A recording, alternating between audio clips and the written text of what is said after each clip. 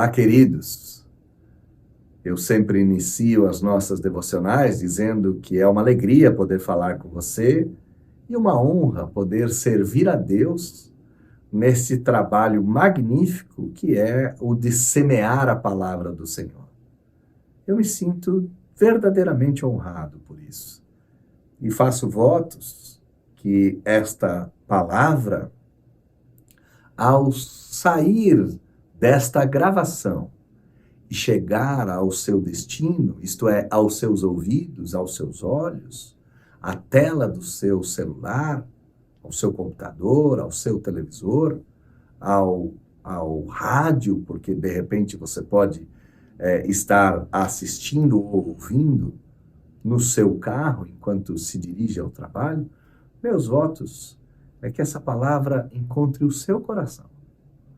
E ao encontrar o seu coração, ela possa frutificar por 10, por 100, por 1000, por 10.000, por 100.000, por milhões. E que esse fruto permaneça para todo sempre. Nós estamos meditando nas cartas do Apocalipse. E nós já vimos a carta escrita pelo Senhor Jesus e endereçada ao pastor da igreja de Éfeso, da igreja de Esmirna, da igreja de Pérgamo, da igreja de Tiatira, e hoje nós chegamos na igreja de Sardes. E o texto em questão está lá no capítulo de número 3, do primeiro versículo ao versículo 6 do livro do Apocalipse. Eu gostaria que você acompanhasse comigo a leitura desse texto para nossa edificação. O texto nos diz: ao anjo da igreja em Sardes, escreve: estas coisas diz aquele que tem os 7 Espíritos de Deus e as 7 estrelas. Conheço as tuas obras, que tem nomes de que vives e está morto. Sê vigilante e consolida o resto que estava para morrer, porque não tenho achado íntegras as tuas obras na presença do meu Deus. Lembra-te, pois, do que tens recebido e ouvido, guarda-o e arrepende-te, porquanto, se não vigiares, virei como ladrão, e não conhecerás de modo algum em que hora virei contra ti. Tens, contudo, em Sardes umas poucas pessoas que não contaminaram as suas vestiduras e andarão de branco junto comigo, pois são dignas. O vencedor será assim vestido de vestiduras brancas, e de modo nenhum apagarei o seu nome do livro da vida. Pelo contrário, confessarei o seu nome diante de meu Pai e diante dos seus anjos. Quem tem ouvidos, ouça o que o Espírito diz às igrejas. Mais uma vez, a carta é escrita ao anjo da igreja. O anjo da igreja, em nossa interpretação, e essa interpretação não é minha, é claro, uma dica para você que acompanha as devocionais. Todas as vezes que você imaginar ter encontrado alguma coisa nova e surpreendente na Escritura, duvide de si mesmo. Pois homens santos que andaram sobre essa terra e que vieram antes de nós, estudaram a mesma palavra do Senhor e nos ajudaram, no decorrer das eras, a nos trazer a verdadeira interpretação. Quando você imaginar achar alguma coisa nova, olhe ao passado. Se você não encontrar essa interpretação na história, sugiro que você a abandone. Se você encontrar essa interpretação e ela for corrigida historicamente, sugiro que você a corrija. E se você encontrar algo na Escritura e estiver de acordo com a história da interpretação, eu sugiro que você mantenha esta interpretação. Então, ao dizer que a interpretação correta de que o anjo da igreja não é o anjo da guarda, mas o mensageiro, eu faço parte de uma longa lista de intérpretes que assim compreenderam o texto bíblico e apresentaram os motivos adequados pelos quais essa compreensão foi feita e foi aceita no decorrer da história. O mensageiro aqui é o Senhor Deus, que entrega para outro mensageiro, que tem dupla função, a de proteger as ovelhas e a de entregar a mensagem da salvação. Esse mensageiro é chamado de o anjo da igreja, ou o pastor da igreja. Mais uma vez, então, a carta é endereçada ao pastor da igreja, e a carta vem daquele que tem os 7 Espíritos de Deus e as 7 estrelas, aquele que conhece todas as coisas, aquele que detém as profundezas de Deus. Aqui não está dizendo que Deus tem 7 espíritos. A ideia aqui não é que Deus possui, além do seu espírito, outros 6. Não é isso que o texto nos diz. 7 espíritos é a completude do Espírito Santo, que por sua vez vasculha os cantos da terra, enxerga todas as coisas, e não só enxerga, mas compreende coisas profundas de Deus, coisas profundas de nós.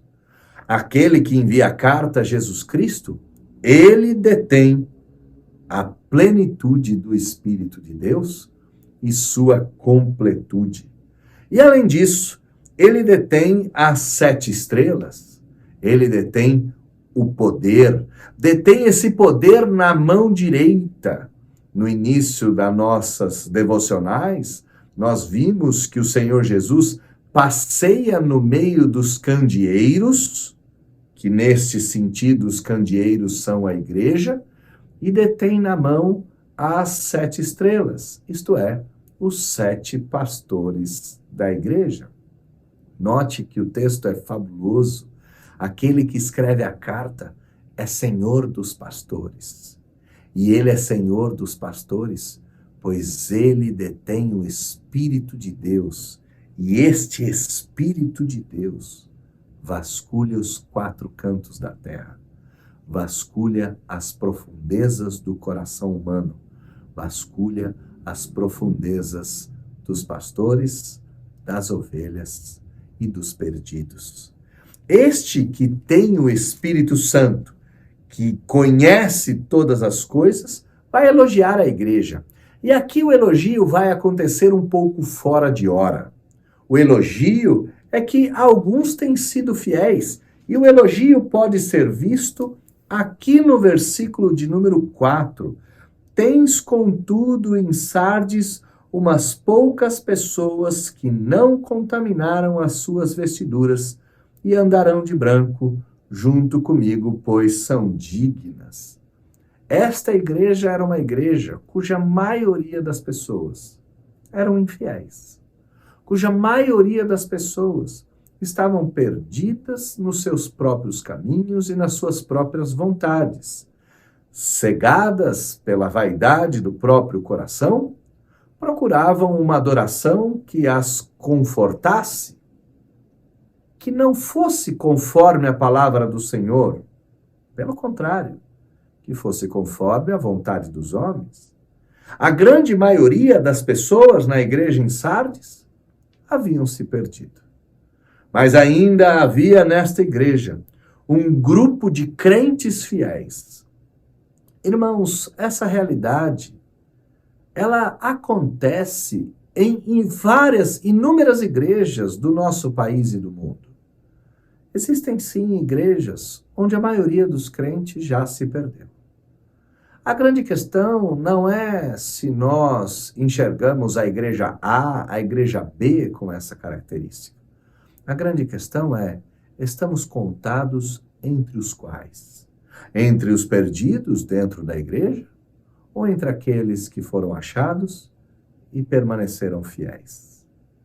Nós devemos nos lembrar da série de parábolas onde o Senhor Jesus nos mostra uma ovelha perdida fora da casa, uma dracma perdida dentro da casa, e depois um filho perdido fora e um filho perdido dentro. A parábola do filho pródigo deveria ser entendida como a parábola do filho perdido que foi embora e do filho perdido que ficou.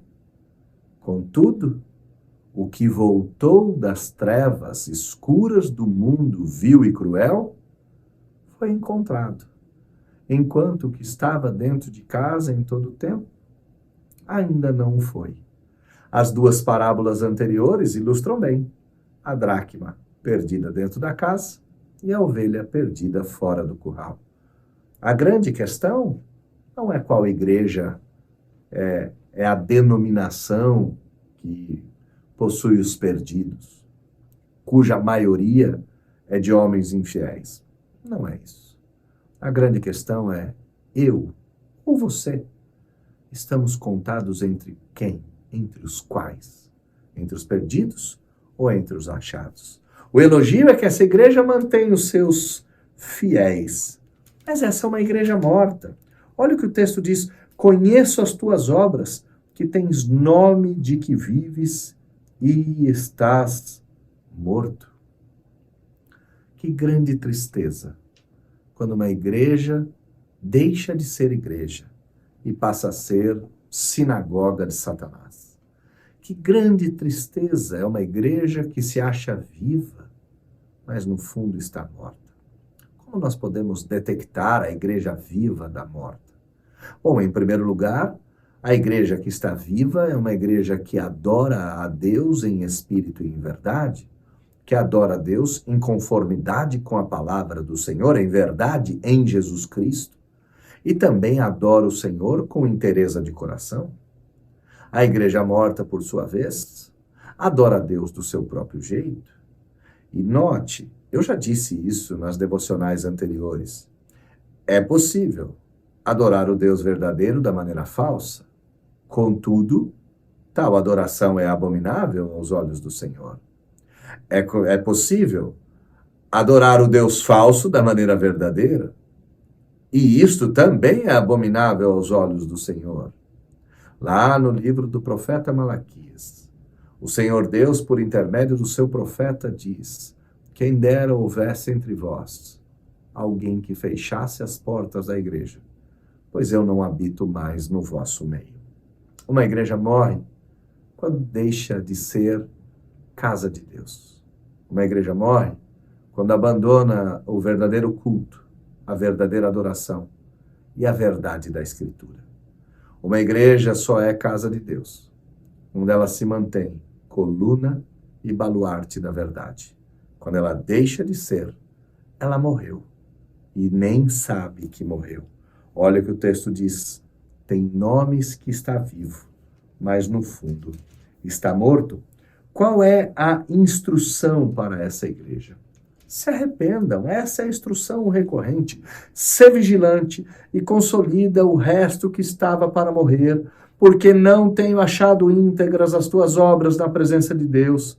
Lembra-te, pois, do que tens recebido e ouvido, guarda-o e arrepende-te, porque senão, se não vigiares, virei como ladrão, e não conhecerás de modo algum em que hora virei contra ti. Se arrependa.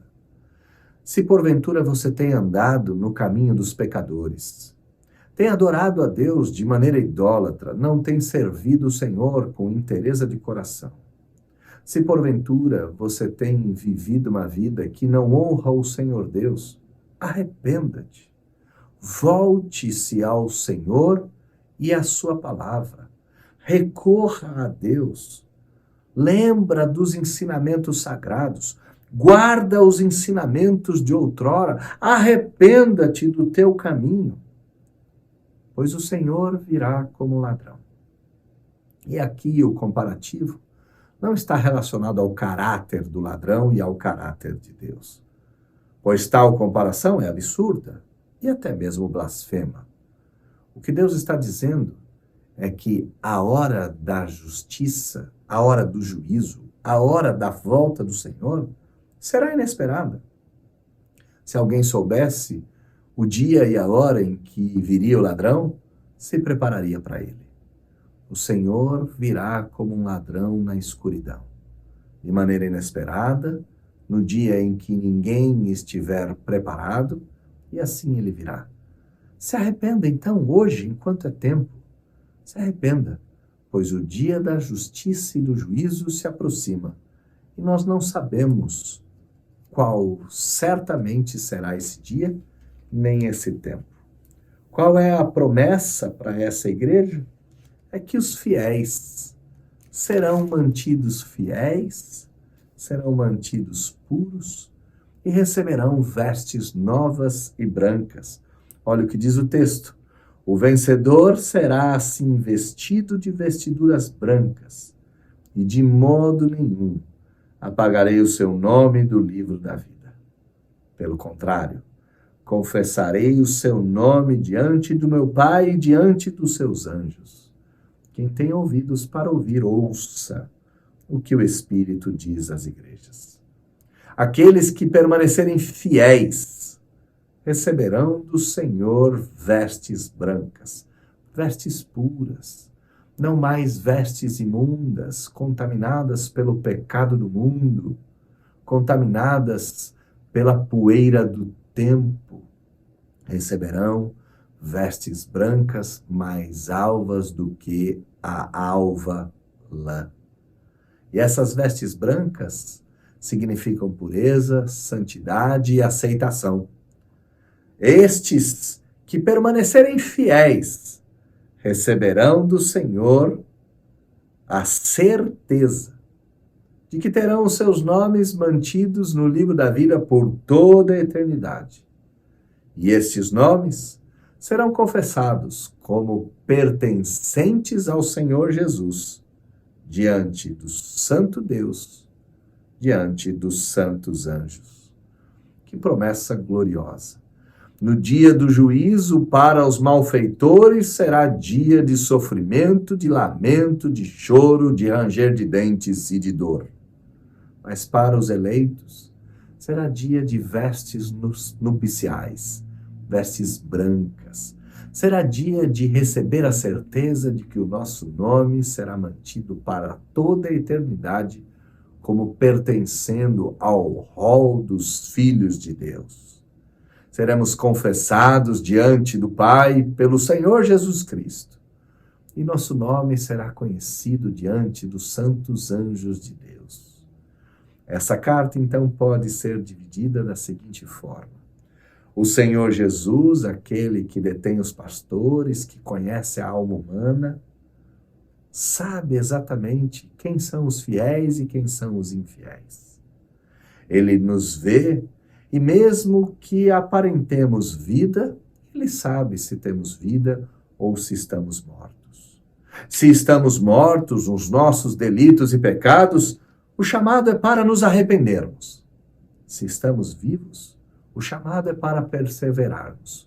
Pois no dia do juízo, os maus serão condenados, os bons serão presenteados, e esses receberão do Senhor novas vestes, e o seu nome será confessado diante do Pai e diante dos anjos, numa certeza de que pertencemos a Jesus Cristo e que debaixo do seu santo poder, debaixo da sua poderosa mão, permaneceremos para todo sempre.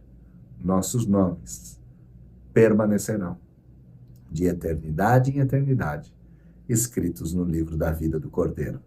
Livro da vida que foi escrito antes da fundação do mundo, que ninguém pode abrir e que ninguém pode os nomes de lá apagar. Gloriosa mensagem da salvação. Gloriosa mensagem para os nossos corações. Que Deus te abençoe, meu irmão. Que Deus te faça fiel e perseverante. E que Deus te dê a certeza de que você pertence a Ele. Que naquele dia seu nome será confessado nos céus como filho fiel de Deus. Que assim o seja, para a glória do Pai, do Filho e do Espírito Santo. Que Deus te abençoe. Que Deus abençoe aqueles a quem você ama. E que você possa compartilhar essa mensagem com mais pessoas, a fim de que mais pessoas saibam que o Senhor salva aqueles que permanecerem fiéis. Deus abençoe, um forte abraço e até o próximo.